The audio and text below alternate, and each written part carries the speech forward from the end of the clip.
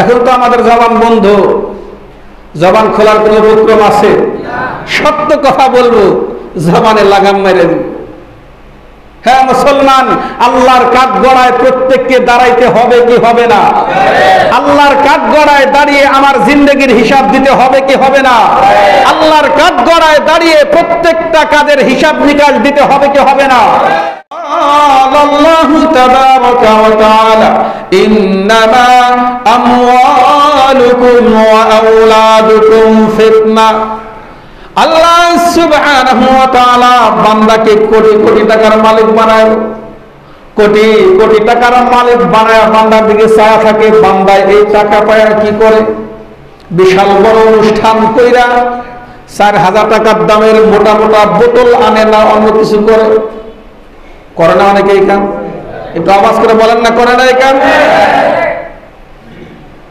এই লক্ষ লক্ষ টাকা দিয়া বান্দায় ভালো কাজ করে নাকি ওই জাতীয় কাজ করে? এটা দিয়ে আল্লাহ পরীক্ষা করবেন। কে করবেন? জোরে কোন কে করবেন? আমার জবানের কথা না, আয়াতটা আমি তেলাওয়াত করছি। আবার অনেক মানুষকে রব্বে কারীম অনেকগুলা সন্তান দিব, 8টা 10টা 12টা 15টা, আমার চোখ দিয়া 19 সন্তানও দেখছি। এক মায়ের গর্ভে 19 সন্তান। ওই যে বান্দাকে রব্বে কারীম 19টা সন্তান দান করলেন, ওই বান্দার দিকে আল্লাহ চায়া থাকবে যে 19 পোলা পায়া এই পোলার পাওয়ারে যাহা কিছু তাহাই করতে চায়, নাকি পোলাদেরকে দিন শিখায়া দিনের খেদমত করে আল্লাহ পরীক্ষা করবেন। আল্লাহু আকবার বলি, আর জোরে বলি আল্লাহু আকবার। আল্লাহ সুবহানাহু ওয়া তাআলা মাল এবং সন্তান এই দুইটা জিনিস দ্বারা পরীক্ষা করবেন, পরিষ্কার জানায়া দিয়েছেন। এই জন্য আমাদের যাদের সন্তান আছে সন্তানদেরকে দিন শিখাইব, সন্তানদেরকে কি শিখাইব? আর যদি দিন না শিখায়া এই দুনিয়ার জমিন থেকে আমি বিদায় নিলাম, কাল কিয়ামতের ময়দানে আমার সন্তান আমার বুকের মধ্যে পাড়া দিয়া সে নিজেও জাহান্নামে যাবে, আমারও টাইনা নিয়ে যাবে। লা ইলাহা ইল্লাল্লাহ, লা ইলাহা ইল্লাল্লাহ, লা ইলাহা ইল্লাল্লাহ, লা ইলাহা ইল্লাল্লাহ, লা ইলাহা ইল্লাল্লাহ, লা ইলাহা ইল্লাল্লাহ, লা ইলাহা ইল্লাল্লাহ, লা ইলাহা ইল্লাল্লাহ, লা ইলাহা ইল্লাল্লাহ, লা ইলাহা ইল্লাল্লাহ, লা ইলাহা ইল্লাল্লাহ মুহাম্মাদুর রাসূলুল্লাহ সাল্লাল্লাহু আলাইহি ওয়াসাল্লাম। আলহামদুলিল্লাহ, সমস্ত প্রশংসা ওই স্রষ্টার জন্য যিনি এই পবিত্র জুমার দিনে আমাদেরকে আল্লাহর ঘর মসজিদে আসার সুযোগ করে দিয়েছেন। সেই স্রষ্টার জন্য দিল থেকে কালিমাতুশ শুকর আদায় করি আলহামদুলিল্লাহ। আরো শুকর গুজার করব এই জন্য যে মহান স্রষ্টা অত্যন্ত ভালোবেসে মোহাব্বত করে দুনিয়ার সকল প্রকার ব্যস্ততা থেকে মুক্তি দান করে সকল প্রকার সুগুলাভ থেকে ফারেক করে আল্লাহর গোলামি করার জন্য, আল্লাহর দাসত্ব করার জন্য আমাদেরকে আল্লাহর ঘরে আসার সুযোগ করে দিয়েছেন। এই জন্য একবার দিল খুলে প্রাণ উজাড় করে কালিমাতুশ শুকর আদায় করব আলহামদুলিল্লাহ। আরো শুকর গুজার করব এই জন্য যে মহান স্রষ্টা অত্যন্ত ভালোবেসে আমাদেরকে সুস্থ রেখেছেন, সবল রেখেছেন, আল্লাহর গোলামি করার মন মানসিকতা এখনো পর্যন্ত আমাদের দেহে বিদ্যমান রেখেছেন। এই জন্য আরো একবার স্বতঃস্ফূর্ত কণ্ঠে বলিষ্ঠ আওয়াজে কালিমাতুশ শুকর আদায় করব আলহামদুলিল্লাহ। আরো শুকর গুজার করবো এই জন্য যে মহান স্রষ্টা অত্যন্ত ভালোবেসে আমাদেরকে শ্রেষ্ঠ নবীর শ্রেষ্ঠ উম্মত বানাইয়া এই জমিনের মধ্যে পাঠিয়েছেন। এই জন্য আরো একবার কালিমাতুশ শুকর আদায় করব আলহামদুলিল্লাহ। আসলে আমাদের সৌভাগ্য অনেক বড়, অনেক সৌভাগ্যের অধিকারী করে রব্বে কারিম আমাদেরকে দুনিয়াতে পাঠিয়েছে। আল্লাহ সুবহানাহু ওয়া তাআলা 1 লক্ষ মতান্তরে 2 লক্ষ পয়গম্বর এই দুনিয়ার জমিনে পাঠিয়েছেন। আমাকে আপনাকে রব্বে কারিম ইচ্ছা করলে শ্রেষ্ঠ নবীর উম্মত না বানায়া অন্য যে কোনো নবীর উম্মত বানায়া দুনিয়াতে পাঠাইতে পারতেন, কথা ঠিক কিনা? আমি আপনি রব্বে কারিমের নিকটে কেউ কিন্তু এই দরখাস্ত করি নাই যে আল্লাহ তুমি আমাকে কি করো, শ্রেষ্ঠ নবীর উম্মত বানায়া এই জমিনের মধ্যে পাঠাও। এই কথা কেউ বলছিলাম? চিঠি লিখছিলাম আল্লাহর কাছে বিনা দরখাস্তে, অর্থাৎ না চাইতেই। ওই আমরা অনেক সময় প্রবাদে বলে থাকি যে মেঘ না চাইতেই বৃষ্টি। তো রব্বে কারিমের নিকটে আমরা কেউ কোনো দরখাস্ত করি নাই, আবেদন নিবেদন কোনো কিছুই করি নাই। রব্বুল আলামিন একমাত্র নিজ কৃপায়, নিজ দয়ায় আমাকে আপনাকে অন্য নবীর উম্মত না বানায়া শ্রেষ্ঠ নবীর উম্মত বানিয়েছেন। খুশি না বেজার? একটু আওয়াজ করে বলতে হবে, খুশি না বেজার? শুধু স্রেফ এই একটাই ক্রেডিট, সেটা হলো আমরা শ্রেষ্ঠ নবীর উম্মত। আর এই ক্রেডিটটা থাকার কারণে আমরা সকল জাতির পরে দুনিয়াতে আসছি, জান্নাতে যাই সব জাতির আগে। সুবহানাল্লাহ বলুন। খুশির বিষয় না এটা? সমস্ত জাতির পরে দুনিয়াতে আমরা আসছি, কিন্তু জান্নাতে যাই সবার আগে। আল্লাহু আকবার। এর চাইতে খুশির আর কোনো বিষয় থাকতে পারে? তো এই যে রব্বে কারিম আমাদেরকে এই শান ও মান দান করবেন কেন? আমরা বিশ্ব নবীর উম্মত, বলি না আল্লাহু আকবার? এছাড়া অন্য কোনো ফ্যাসিলিটি, অন্য কোনো কারিশমা আমার আপনার মধ্যে আছে? শুধু আমি আপনি বিশ্ব নবীর উম্মত, আর এই বিশ্ব নবীর উম্মত হওয়ার কারণেই সকল জাতির আগে আমি আপনি জান্নাতে যাব। সুবহানাল্লাহ। এর চাইতে সৌভাগ্যবান আর কি হতে পারে?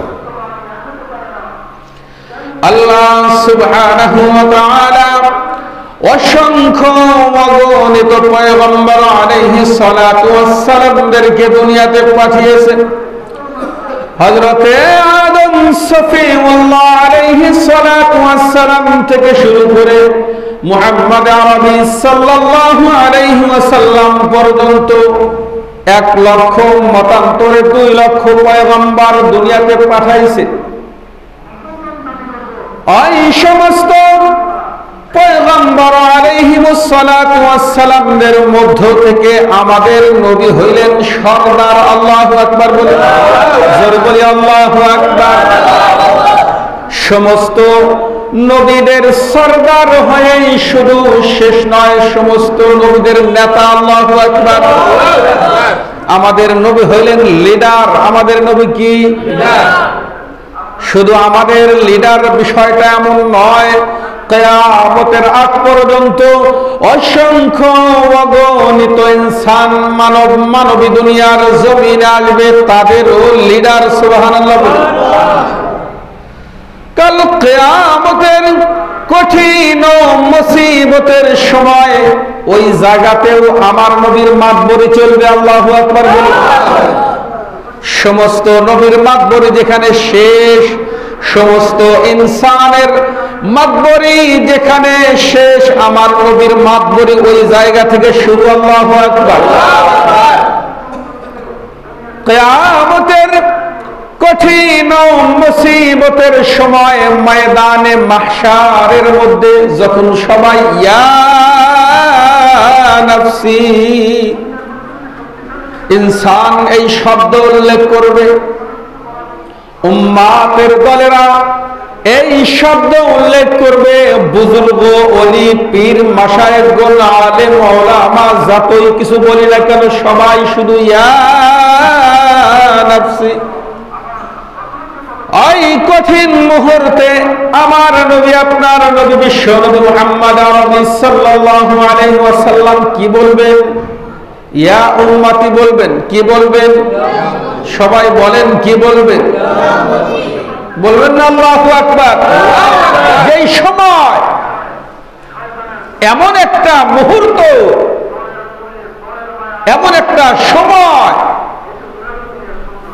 মানুষ কাহারও কোনো হিতাহিত জ্ঞান থাকবে না, হিতাহিত জ্ঞান থাকবে না, কি করবে কি না করবে কোনো দিশে যে সময় থাকবে না। ওই সময়ও আমার নবী, দয়ার নবী, বিশ্ব নবী আমাদের কথাই বলবেন। আল্লাহু আকবার। আল্লাহ সুবহানাহু ওয়া তাআলা ময়দানে মাহশার যখন কায়েম করবে, কিয়ামতের ভয়াবহতা এত বিভৎস হবে, এত ভয়ঙ্কর হবে। ওই কিয়ামতের ভয়াবহতা দেখা মায়ের পেটে যখন বাচ্চা থাকে, নির্দিষ্ট একটা সময়ে দুনিয়াতে আসে, কথা ঠিক কিনা? না সময় ছাড়াই চলে আসে? 7, 8, 9 মাস, 10 মাস, 2 বছরও থাকে। স্বাভাবিকভাবে 6 মাস বয়স, 6 মাস হওয়ার আগ পর্যন্ত দুনিয়াতে আসে না। কিন্তু কিয়ামতের ভয়াবহতা, ময়দানে মাহশারের হালাত এমন হবে, কিয়ামতের ভয়াবহতা এমন হবে, অকালে মায়ের গর্ভ থেকে যেই বাচ্চা রয়েছে, এই বাচ্চা দুনিয়াতে চলে আসবে। আল্লাহু আকবার। কেন আসবে? এই ভয়ঙ্কর পরিস্থিতি দেখা, এই ভয়ানক অবস্থা দেখা এমন পরিস্থিতি হবে, সময় হয় নাই কিন্তু মায়ের গর্ভ থেকে সন্তান চলে আসবে। বলেছেন আমার আল্লাহ। কে বলেছেন? জোরে বলেন, কে বলেছেন? হায়াত দিয়েছেন কে? জোরে বলেন কে? এই হায়াতের সময় যখন শেষ হয়ে যাবে, মেয়াদ শেষ হয়ে যাবে, আমার মৃত্যু দান করবে কে? গাড়ির নিচে পয়রা মরে গেছে, এই কথা বলবো না। আর জ্বর আইসা মরে গেছে, করোনা ভাইরাস আক্রান্ত কইরা দুনিয়া থেকে বিদায় করছে, এই কথা বলা যাবে না? একটু আওয়াজ করে বলেন, বলা যাবে নি? আল্লাহ সুবহানাহু ওয়া তাআলা আমাকে আপনাকে দুনিয়াতে পাঠানোর 50,000 বছর আগেই এগুলা লিপিবদ্ধ করে রাখছে। সুতরাং অকাল মৃত্যু বলতে কোনো জিনিস আসেনি। গাড়ি মাইরা ফেলাইছে, এই কথা বলা যাবে না।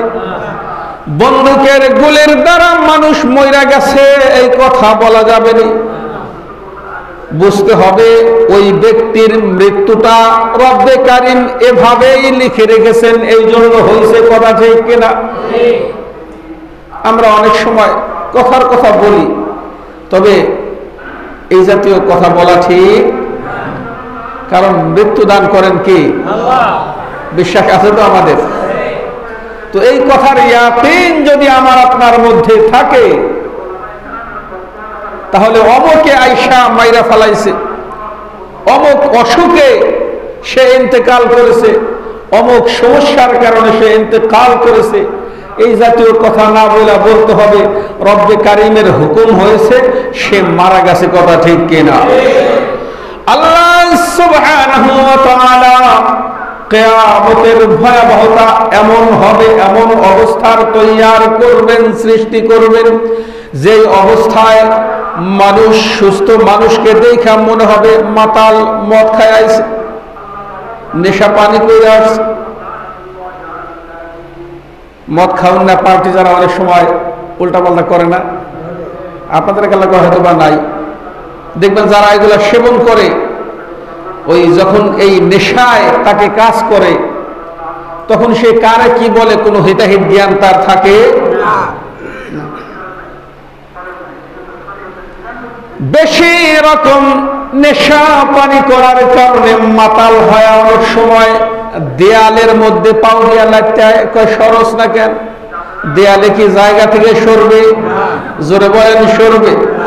তার খাম্বা আমার আপনার মতো ৫-৭ জন ১০ জন মিললাও যদি লাথি মারি তার খাম্বা লড়বে?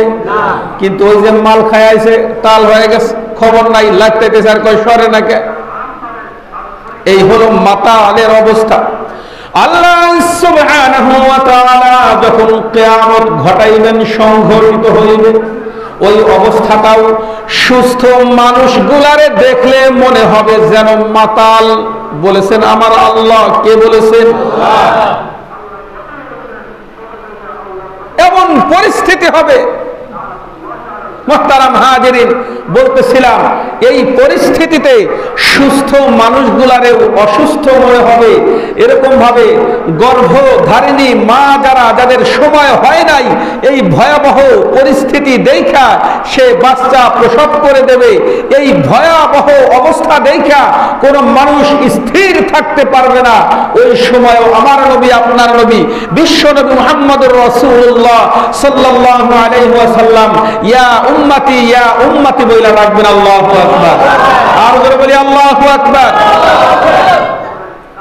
তাহলে ওই রকম একজন দয়ার নবীর উম্মত যে আমাকে আপনাকে বানাইছে, শুকরিয়া আদায় করার দরকার আছে না নাই? একটু জোরে বলেন না, আছে না নাই? এই জন্য বেশি থেকে বেশি নবীকে মুহাব্বত করতে হবে, নবীকে ভালোবাসতে হবে, নবীর আদর্শগুলোকে আমার আপনার জিন্দেগির মধ্যে আনতে হবে। কথা ঠিক কিনা? মুহতারাম হাজিরিন, বলতেছিলাম আল্লাহ রাব্বুল আলামিন আমাদেরকে বিনা দরখাস্তে শ্রেষ্ঠ নবীর উম্মত বানায়া এই জমিনের মধ্যে পাঠিয়েছেন। আর শ্রেষ্ঠ নবীটা কেমন নবী যে শুধু আমরা এই নবীর উম্মত হইতে পেরেছি, এই ক্রেডিট, এই গুণটা থাকার কারণে সকল জাতির পরে দুনিয়াতে আসছি, জান্নাতে সকল জাতির আগে চলে যাব। সুবহানাল্লাহ। মুহতারাম হাজিরিন, পবিত্র কুরআনুল হাকিম থেকে ছোট্ট একখানে আয়াত কারিমা তিলাওয়াত করেছি। বিশ্বনবী মুহাম্মদুর রাসূলুল্লাহ সাল্লাল্লাহু আলাইহি ওয়াসাল্লামের অসংখ্য অমীয় বাণী থেকে একটি বাণী তিলাওয়াত করেছি। রব্বে কারীম যদি তৌফিক দান করেন, আয়াত ও হাদিসকে সামনে রেখে কিছু বলার জন্য চেষ্টা করব ইনশাআল্লাহ। আল্লাহ সুবহানাহু ওয়া তাআলা আমাদেরকে দুনিয়ার জমিনে পাঠিয়েছেন সুখ, দুঃখ, কষ্ট, বেদনা সবকিছু নিয়েই আমাদেরকে চলতে হবে। আর এটাই হলো জীবন, এটাই হলো দুনিয়া। আর এই দুনিয়ার জিন্দেগিতে বৈশা যদি খালি আমরা প্রত্যেকেই চিন্তা করি যে আমরা শুধু সুখেই থাকব আর সুখেই থাকব, তাহলে ওই ব্যক্তিদেরকে আমরা বলবো আপনার দুনিয়ায় থাকার দরকার নাই, আপনি জান্নাতে চলে যান। কথা ঠিক কিনা? কারণ শুধু সুখ আর সুখ এটা কোন জায়গায় পাওয়া যায়? জান্নাতে পাওয়া যায়। বলেন না কোন জায়গায়? একটু জোরে বলেন না কোন জায়গায়? যদি এই আকীদা, এই কথা যদি আমরা বলি খালি সুখ আর সুখ আমরা পাইব, এমন জায়গা আমাদেরকে দেন, তাহলে আমরা তাদেরকে বলবো আপনার দুনিয়ায় থাকার দরকার নাই, আপনি কোথায় চলে যান? জান্নাতে চলে যান। দুনিয়ায় থাকতে হইলে কিছু কষ্ট আসবে, কিছু দুঃখ আসবে, সংসারের মধ্যে সুখ দুঃখ মিলা এরকম ভাবে চলার নামই হলো দুনিয়া। আর যেখানে শুধু সুখ আর সুখ, ওই জায়গার নাম হলো জান্নাত। কথা ঠিক কিনা? বিশ্ব নবী মুহাম্মদ আরবি সাল্লাল্লাহু আলাইহি ওয়াসাল্লাম দুনিয়ার জীবন যাপন কেমন ভাবে করেছেন? যিনি হলেন দয়ার নবী, রহমতের নবী, মায়ার নবী, করুণার ছবি, যার চাইতে দামি আসমানের নিচে জমিনের উপরে কেউ আছে? আসমানের উপরে গিয়েও আল্লাহর পরে যার স্থান, কার পরে স্থান? নবীর স্থান কোথায়? আমরা অনেকে নবীকে ভালোবাসতে বাসতে আল্লাহর সাথে মিলা ফেলাই, নাউযুবিল্লাহ বলি। আল্লাহ হলেন খালেক। আল্লাহ কি? জোরে বলেন আল্লাহ কি? আর আমি আপনি সারা বিশ্ববাসী এবং নবীরাও হলেন মাখলুক। নবীরা কি?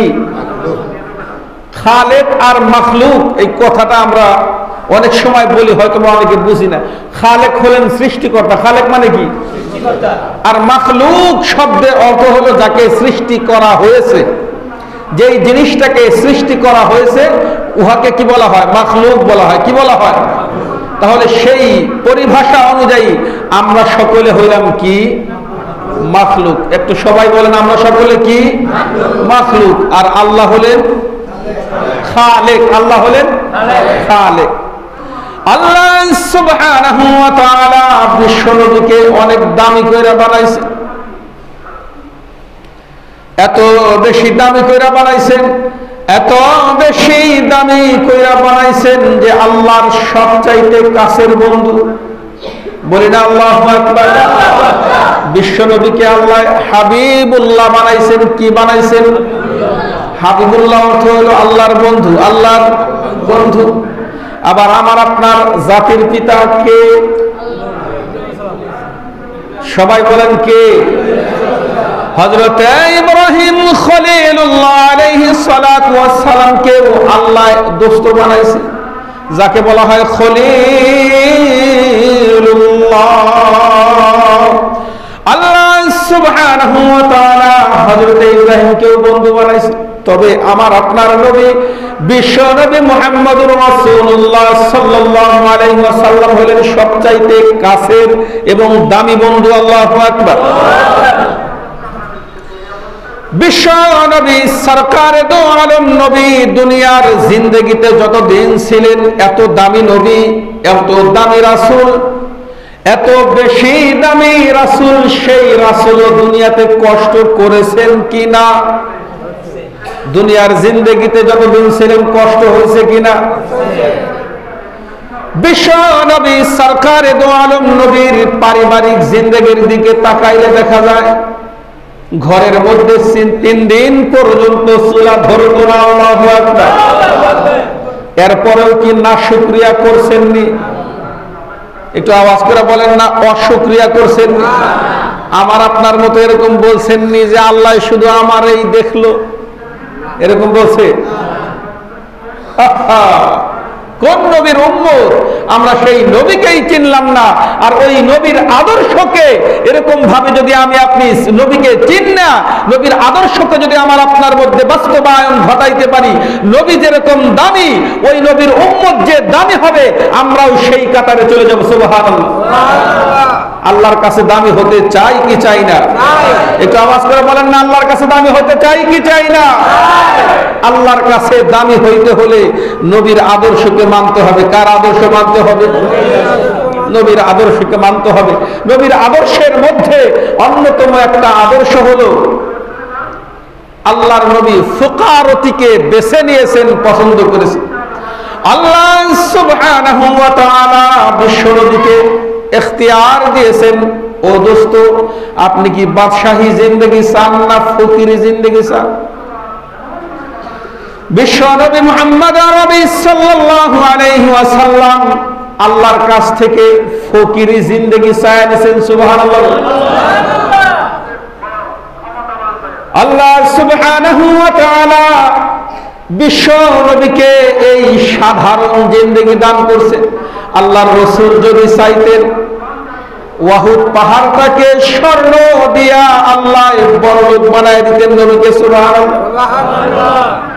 হযরত জিবরাইল আমিন আলাইহিস সালাতু ওয়াস সালাম আয়েশা প্রস্তাব করেছেন, ইয়া রাসূলুল্লাহ আপনার সাংসারিক জিন্দেগি এত কষ্ট, আপনি যদি অনুমতি দেন, আপনি যদি চান এই ওয়াহুদ পাহাড়কে স্বর্ণ দিয়ে ভরে দিন। সুবহানাল্লাহ। মক্কার তৎকালীন সময়ের কুরাইশ গোত্রের লোকেরাও এরকম প্রস্তাব দিছে, হে মুহাম্মদ তুমি তোমার আকীদা থেকে ফিরে আইসো, কি চাও তাই পাইবা, পুরা মক্কা নগরীকে তোমারে দিয়ে দেব। মক্কা নগরীর যত সুন্দরী রমণী আছে সব তোমারে দিয়ে দেব, তোমারে বাদশা বানাইব, তোমারে রাজত্ব দিয়ে দেব। শর্ত হলো একটা, এক আল্লাহর ডাকে, এক আল্লাহর গোলামের দিকে যেই দাওয়াতের কাজ তুমি করতেছো এটা থেকে ফিরে আসতে হবে। আমার নবী কি জবাব দিছে? বিশ্ব নবী মুহাম্মদ আরবি সাল্লাল্লাহু আলাইহি ওয়াসাল্লাম তখন জবাব দিয়েছেন, এই দুনিয়াবাসী কুরাইশবাসী শুধু এই দুনিয়াদারি কেন, তোমরা যদি এক হাতে ওই চন্দ্রকে আমার হাতে তুলে দাও আর এক হাতে সূর্যকে তুলে দাও, তবু আমি বিনিময়ে আল্লাহর একাত্মবাদের দাওয়াত থেকে ফিরে আসবো না। আল্লাহু আকবার। এই নবী হলেন সেই নবী, এই দিনকে জিন্দা করতে গিয়ে, দিনের দাওয়াতকে প্রচার করতে গিয়ে কতই না কষ্ট করেছে। বিশ্ব নবী মুহাম্মদ আরবি সাল্লাল্লাহু আলাইহি ওয়াসাল্লামের সাংসারিক জিন্দেগিতে, পারিবারিক জিন্দেগিতে অনেক দিন এমন গেছে সারা দিনের মধ্যে একটা খেজুরও মুখে দেওয়ার ব্যবস্থা হয় নাই, কিন্তু তবুও শুকরিয়া আদায় করেছে। হযরতে ওমর ফারুক রাদিয়াল্লাহু তাআলা আনহু বিশ্বনবীর দরবারে গিয়ে উপস্থিত, যায় দেখলেন খেজুর গাছের ছাল বাকল দিয়া রশি বানায়া, ওই রশির দিয়া সিস্টেম কইরা একটা খাট বানাইছে। খাটের মতো আর কি এখনকার জমানায় যেমন চাকচিক্যময় খাট এরকম নয়, মোটামুটি ভাবে শয়ন করা যায় এরকম একটা ব্যবস্থা করেছেন। হযরত ওমর যাওয়ার পরে বিশ্ব নবী হযরত ওমরকে দেখা বসলেন। হযরত ওমর পিছনের দিকে তাকায় দেখলেন পিছন দিয়া দাগ পড়ে গেছে। হযরত ওমর ফারুক রাদিয়াল্লাহু তাআলা আনহু দু চোখের পানি ছেড়ে দিয়েছেন, ইয়া রাসূলুল্লাহ, আপনি হলেন বিশ্ব নবী, দো জাহানের সরদার, আপনি হলেন আশরাফুল মাখলুকাতের সবচাইতে দামি আশরাফ মাখলুক, আর দুনিয়ার জিন্দেগিতে এরকম স্বাভাবিক জীবন যাপন নয়, কষ্টের জিন্দেগি পালন করেন। অথচ রোম পারস্য তৎকালীন সময়ে কাফের বেদিনদের যারা সম্রাট ছিলেন, বাদশা ছিলেন, রাজা ছিলেন, তারা এত শাহী হালাতে থাকতেন, তারা এত সুখ স্বাচ্ছন্দ্যময় জীবন যাপন করতেছেন, আর আমাদের এত কষ্ট। বিশ্ব নবী সরকার দু আলম নবী তখন ঘোষণা করেন, উলাইকা কওমুন উজ্জিলাত লাহুম তাইয়্যিবাতুহুম, উলাইকা কওমুন উজ্জিলাত লাহুম তাইয়্যিবাতুহুম ফিল হায়াতিদ দুনিয়া। ওমর, এই যে কাফের মুশরিকদের চাকচিক্যময় সৌন্দর্য মাধুর্য তোমরা যাহা কিছু দেখতেছো, এগুলো হলো অস্থায়ী, কয়থায়ী, অল্প সময়ের জন্য। এগুলা কত সময়ের জন্য? আর তারা যে সমস্ত আসবাবপত্রগুলো, দুনিয়ার সামগ্রীগুলো পাইতেছে, এই দুনিয়ার মধ্যেই শেষ। এগুলা নিয়ে কবরে যাইতে পারবে না কেউ? লক্ষ টাকার ভান্ডিল নিয়ে কবরে যাওয়া যাবে? কোটি টাকার স্বর্ণ নিয়ে কবরে যাওয়া যাবে? লক্ষ লক্ষ টাকার ব্যবসা বাণিজ্য ফালায়া রাইখা, 10 তলা বিল্ডিং দুনিয়াতে রাইখা, স্বর্ণের গোডাউন রাইখা, আমার আপনার চক্ষু যখন বন্ধ হয়ে যাবে, প্রাণ পাখিটা যখন খাঁচার ভিতর থেকে বাহির হয়ে যাবে, মাত্র 3খানা সাদা কাপড় আমার আপনার সাথে হবে, কথা ঠিক কিনা? নাকি কাউকে 6টা দেবে? তাও আবার সবচাইতে কম দামি কাপড় যেটা মাইক্রো, জাপানি, ফ্রান্স, কোরিয়া, এই জাতীয় দামি কাপড় দেয়নি কেউ। লাশের মধ্যে পেশায় কেউ? আল্লাহ সুবহানাহু ওয়া তাআলা যখন আমাকে আপনাকে দাগ দিবেন, দুনিয়ার জিন্দেগি যখন শেষ হয়ে যাবে, আমার আপনার শ্বাস যখন বন্ধ হয়ে যাবে, তখন আমাকে আর নাম ধরে মানুষে বলবে না। সলিমউদ্দিন, কলিমউদ্দিন, আব্দুর রহমান, অমুক তমুক, করিম, এই জাতীয় নাম ধরে আর কেউ বলবে? আর একান্তই যদি নাম ধইরা বলেও নামের শুরুতে একটা আলাদা শব্দ লাগাইবে, মরহুম, কথা ঠিক কিনা? চক্ষু দুটো বন্ধ হয়ে যাওয়ার সাথে সাথে আপনজন যারা ছিল কেউ পাশে থাকবে না। স্ত্রীর সাথে এত মহব্বত ভালোবাসা, ওই স্ত্রী আগে ভাগবে, মিথ্যা বললাম নাকি?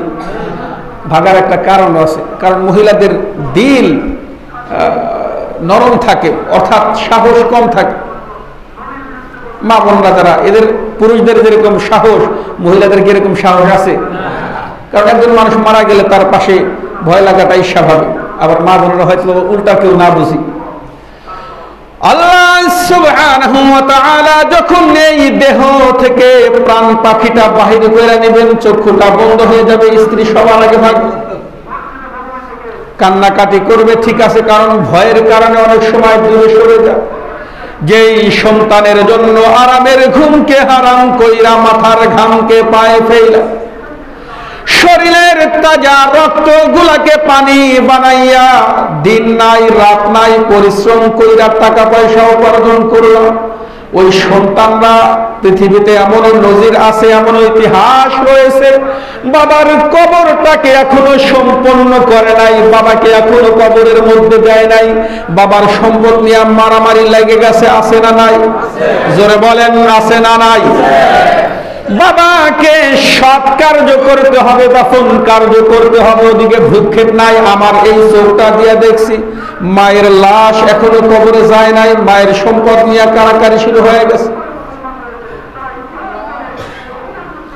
এই প্রাণ পাখিটা যখন দেহের মধ্য থেকে বাহির হয়ে যাবে, তখন কেউ আর আমার আপন থাকবে না, আমার সন্তান আমার থেকে সরে যাবে, আমার স্ত্রী বিবি বাল বাচ্চা আমার কাছ থেকে সরে যাবে, আমার যত আপনজন ছিল সবাই আস্তে আস্তে সরে যাবে, চলে যাবে।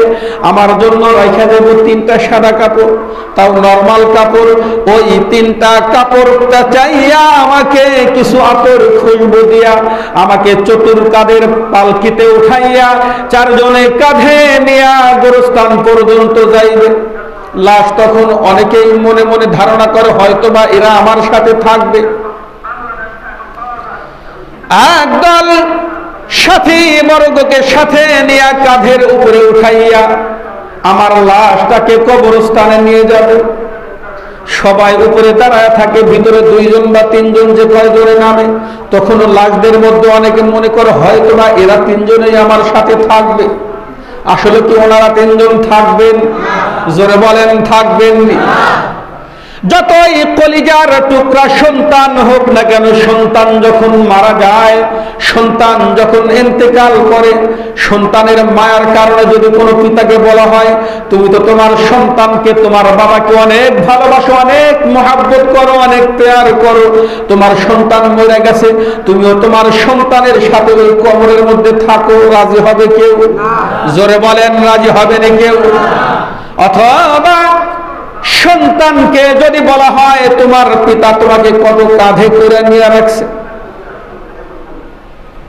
কত শত শত দিন তোমাকে কাঁধে করে নিয়ে ঘুরছে, কত খেলনাপাতি দেখাইছে, ঘোরাফেরা করাইছে, তুমিও তোমার বাবার লাশটা কাঁধের মধ্যে নিয়ে ওই অন্ধকার কবরের মধ্যে 2 দিন থাইকা আসো, কোন সন্তান রাজি হবে?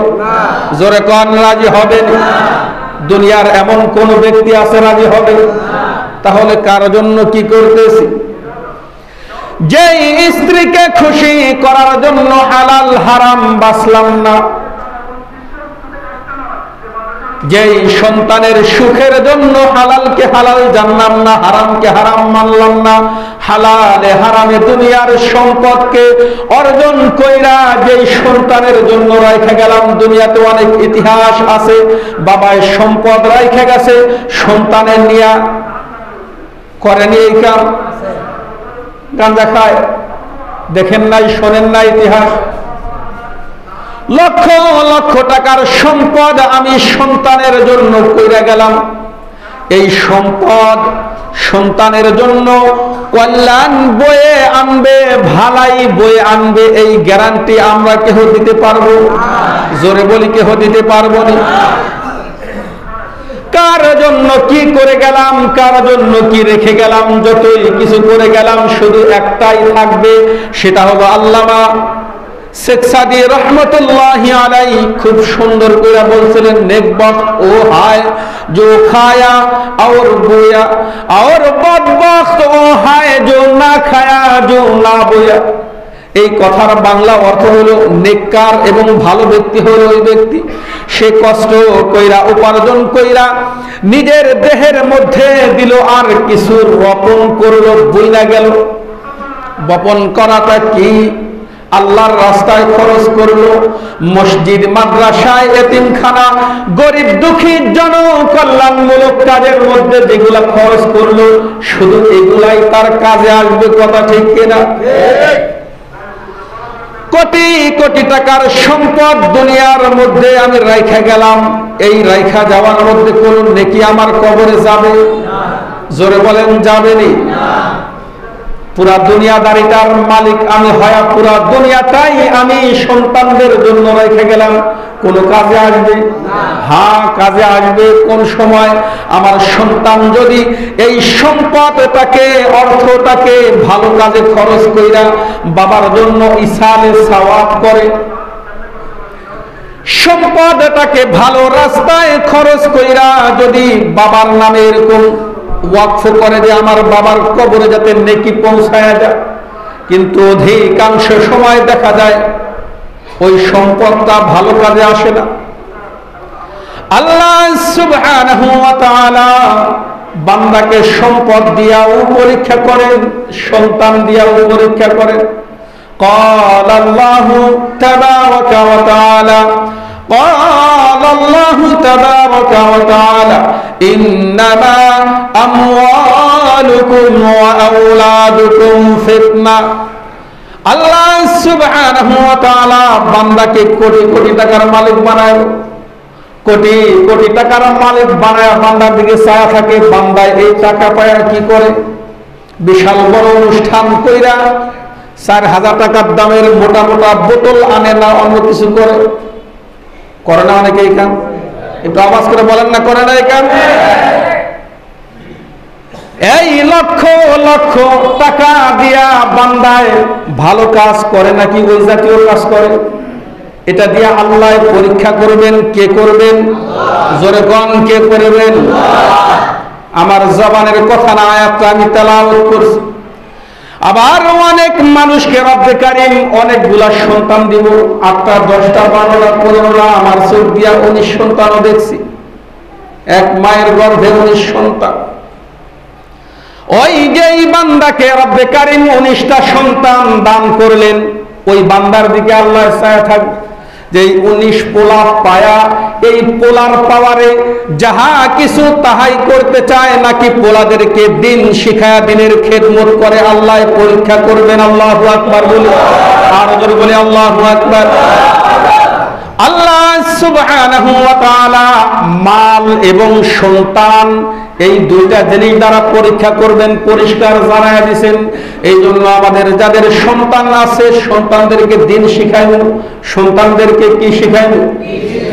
আর যদি দিন না শিখায়া এই দুনিয়ার জমিন থেকে আমি বিদায় নিলাম, কাল কিয়ামতের ময়দানে আমার সন্তান আমার বুকের মধ্যে পাড়া দিয়া সে নিজেও জাহান্নামে যাবে, আমারও টাইনা নিয়ে যাবে। বিশ্বাস হয়নি? এখন না হলেও চক্ষুটা বন্ধ হওয়ার পরে বিশ্বাস না হয় কোনো উপায় আছে?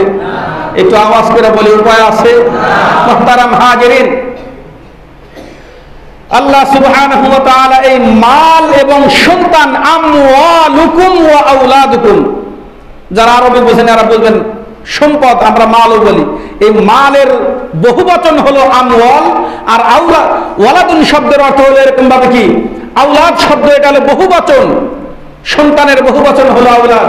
এই সন্তান এবং সম্পদ এই দুইটা জিনিস দ্বারা রব্বে কারীম আমাকে আপনাকে পরীক্ষা করবেন। এই জন্য এই দুইটা জিনিস খুব সাবধান।